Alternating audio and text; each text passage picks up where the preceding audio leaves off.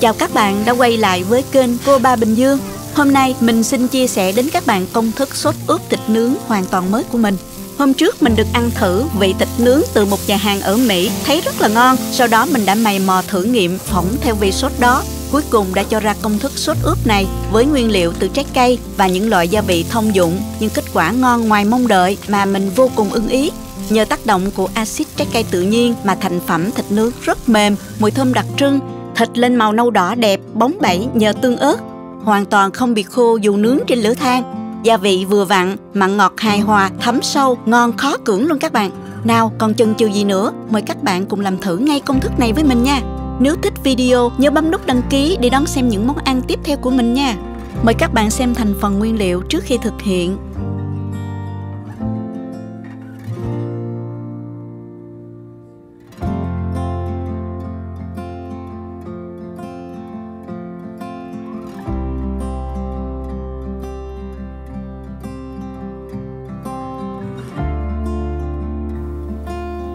Đầu tiên mình gọt bỏ cái lớp vỏ táo để loại bỏ đi vị chát nha các bạn.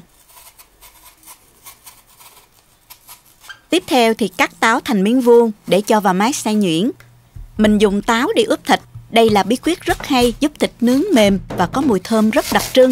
Các bạn có thể dùng thêm lê Hàn Quốc thì còn tuyệt hơn nữa nha. Lê Hàn Quốc rất là mọng nước và có vị ngọt thanh, dùng ướp rất là ngon. Tiếc là hôm nay mình không mua được lê các bạn, nên mình sẽ dùng hoàn toàn bằng táo để ướp nha. Tiếp theo hành tây thì mình cắt ra luôn.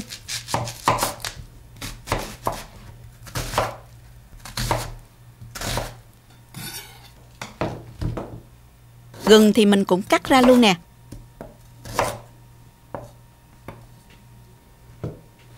Bây giờ mình cho toàn bộ táo, hành tây, gừng và tỏi vào máy xay nhuyễn nha.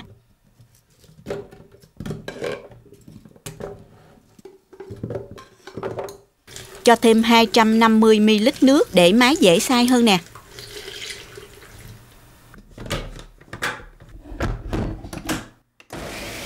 Chọn chế độ xay sinh tố đó các bạn.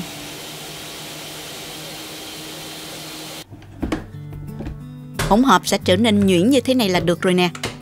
Mình cho hết hỗn hợp này ra thố luôn ha. Tiếp theo thì mình trộn thêm gia vị vào đây để ướp thịt nha. Liều lượng gia vị rất là quan trọng, các bạn lưu ý nha.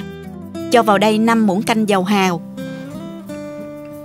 4 muỗng canh nước tương, 140g nước tương ngọt Indo, tương đương khoảng 7 muỗng canh đó các bạn. Loại này ở Việt Nam các bạn có thể tìm mua trên Shopee ha. Thêm 4 muỗng canh tương ớt. Tương ớt này sẽ giúp thịt nướng lên màu đẹp và thơm hơn, nước sốt sánh và có độ bám hơn đó.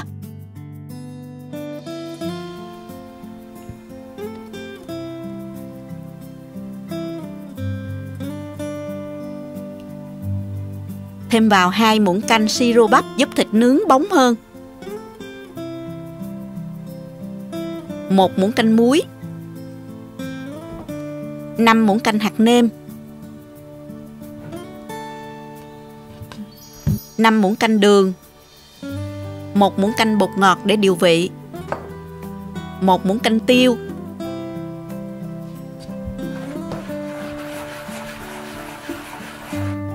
4 muỗng canh giấm táo hoặc là giấm gạo cũng được, 2 muỗng canh rượu nấu ăn, 2 muỗng canh dầu mè nữa cho thơm nè. Trộn đều lên cho tan hết gia vị. Cuối cùng thì mình cho thêm 2 muỗng canh mè rang vào rồi mình trộn đều lên nha. Thịt hôm nay mình dùng là thịt nạc dăm hay còn gọi là nạc vai đó. Phần thịt này được cắt lát ra sẵn như thế này. Thịt có lẫn phần nạc và phần mỡ nên khi nướng không bị khô đó các bạn. Và mỡ tươm ra và săn lại ngon lắm. Các bạn chọn thịt tươi mới nha. Nó còn độ đàn hồi tốt á. Tức là khi mình ấn sâu vào thịt nó sẽ đàn hồi trở lại bình thường. Mình chọn thịt tươi thì món ăn mới ngon nha các bạn. Các bạn ngâm thịt với muối pha loãng. Các bạn pha 2 lít nước với là 2 muỗng canh muối, ngâm trong 10 phút. Sau đó rửa lại sạch sẽ là được ha. Và để cho thịt thật là khô ráo nước. Hoặc là các bạn dùng khăn giấy thấm khô nước nha. Rồi mới ướp ha. Bây giờ mình cho thịt vào ướp nha các bạn. Với lượng sốt này thì mình có thể ướp từ 4 đến 5 kg thịt. Các bạn có thể sử dụng sốt ướp này cho sườn non nè, sườn cọng hoặc là bất cứ phần thịt nào mà các bạn thích. Ví dụ như là sườn cốt lết hoặc là thịt ba rọi cũng rất là ngon nha. Mình cho thịt vào hỗn hợp và đảo thịt đều để bảo đảm là thịt được áo đẫm nước sốt. Lượng sốt nhiều nên các bạn cứ thoải mái nhấn cho thịt ngập trong nước sốt cho ngon. Xong rồi mình bịt kín lại và đem cho vào tủ lạnh. Ướp thịt khoảng 8 tiếng hoặc là để qua đêm để thịt thấm thật là sâu nha. Buổi chiều nay thì thời tiết đẹp, mình ra ngoài vườn nướng thịt nè. Những tháng cuối năm ở Florida không khí rất là mát mẻ dễ chịu các bạn. Rất là thích hợp cho những bữa tiệc nướng ngoài trời. Khi nướng thì các bạn nhớ đợi than nó hạ bớt nhiệt rồi hãy cho thịt lên nướng nha. Phần thịt ướp bây giờ đã thấm và áo đẫm nước sốt rồi nè. Nhìn ngon chưa các bạn?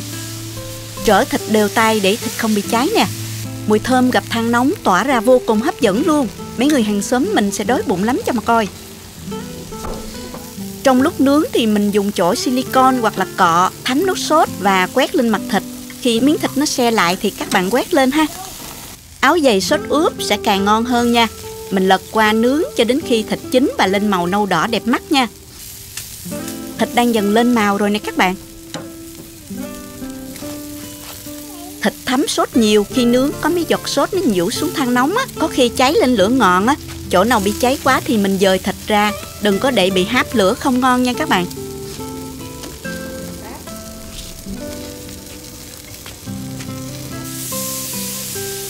Hơi khói một chút không sao đâu. Thịt nướng than thơm ngon một phần là nhờ ám mùi khói đặc trưng đó các bạn. Thơm quá luôn các bạn ơi. Bảo đảm ai nghe mùi thơm là thấy đói bụng liền luôn.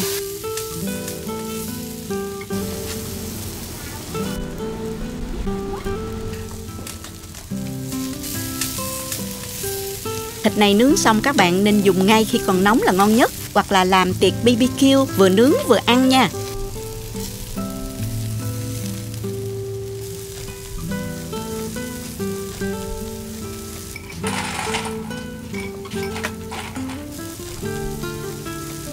Mình lấy miếng thịt cuối cùng ra luôn nha. Từng miếng thịt chảy mỡ bóng bẩy lên màu đẹp. Mùi thơm phức hấp dẫn quá này các bạn. Mình dùng kéo cắt thịt thành từng miếng nhỏ cho dễ ăn hơn nè. Thịt có vị rất là vừa vặn. Các bạn có thể ăn không, nhâm nhi với chút nước trái cây hoặc là bia rất là hấp dẫn. Vô cùng thích hợp cho những bữa tiệc gia đình, tiệc ngoài trời hoặc là đi dã ngoại. Ngoài ra các bạn có thể dùng thịt với cơm tấm. Toàn bộ series video về cơm tấm các bạn có thể tham khảo link dưới phần mô tả của video này nha. Khi ăn các bạn có thể chấm thêm nước mắm pha chua ngọt hoặc có thể chấm với tương ớt Chinsu ăn kèm nha. Thêm vị thơm cay nhẹ của tương ớt nó hợp và hấp dẫn vô cùng luôn. Thịt lên màu nâu đỏ hấp dẫn nhờ bí quyết sử dụng tương ớt, chỉ cần thêm một chút thôi là tạo sự khác biệt liền. Khi ăn vào, thịt thấm vị sâu tận bên trong, rất mềm, hoàn toàn không bị khô khi nướng trên lửa than. Ngược lại, thịt tươm mỡ bóng bẩy nhờ sự tác động của axit từ trái cây.